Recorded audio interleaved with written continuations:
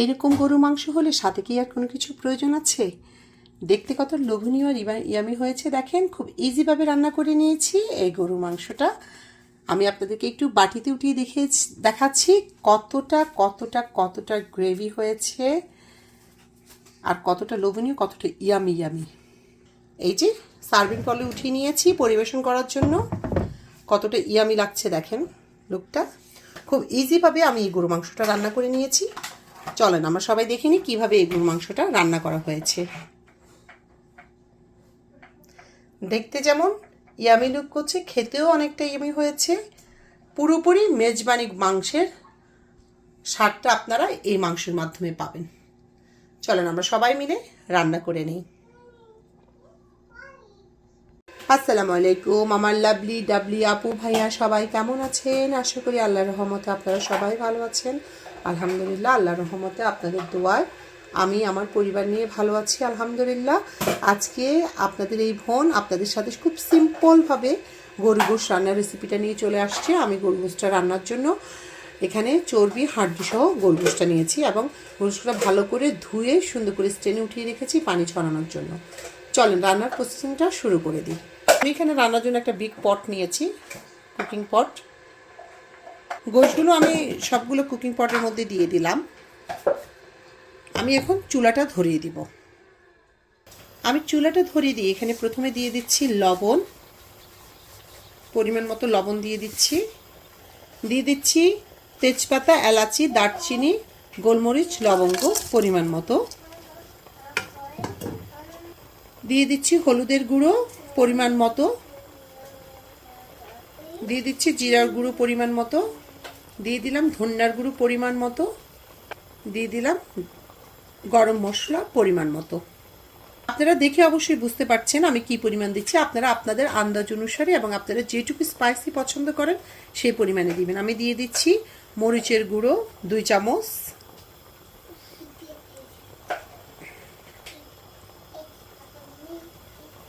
এখন দিয়ে দিচ্ছি পরিমাণ মতো আদা রসুন পেঁয়াজের পেস্ট। এই যে এগুলো দিয়ে দিলাম, দিয়ে দিচ্ছি কাঁচামরিচ। এবার দিয়ে দিচ্ছি পরিমাণ মতো তেল। পরিমাণ মতো তেলটা দেওয়ার পরে আমি এখানে দিয়ে দিচ্ছি পেঁয়াজের কুচি।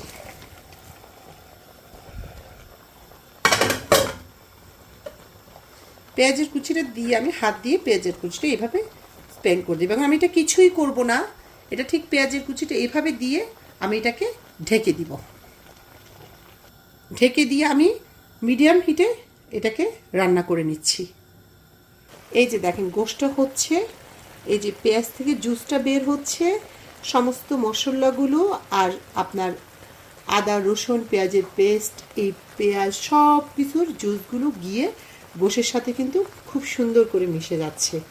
এই প্রসেসে অবশ্যই আপনারা রান্না করে দেখবেন, অনেক অনেক ভালো লাগবে। গোশ থেকেও এই যে ঝোল বের হয়ে গেছে। এই যে দেখেন গরু গোশটা যে বসিয়েছিলাম, এই যে দেখেন এখন পেঁয়াজটা মশলাটা অটোমেটিকভাবেই কিন্তু গরু গোশের সাথে মিশে গেছে। এখন আমি এটাকে বড় একটা চামচের সাহায্যে মিক্স করে নিব। এই যে দেখেন কি পরিমাণ, সরি স্টিমের জন্য আসলে বোঝা যাচ্ছে না, এই যে কি পরিমাণ ঝোল বেরোচ্ছে। এখন আমি এটাকে একসাথে মিক্স করে নিব।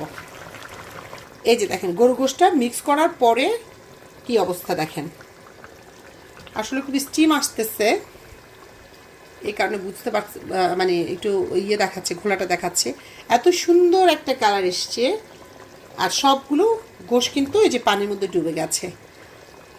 তো যাই হোক, এই রান্না দেখে ভালো লাগলে অবশ্যই আমার চ্যানেলটাকে সাবস্ক্রাইব করে দিবেন, লাইক শেয়ার করে দিবেন আপনার ফ্যামিলি ফ্রেন্ডসের সাথে।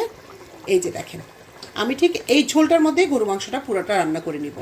এখন আমি এটা আবার ঢেকে দিয়ে রান্না করে নিচ্ছি।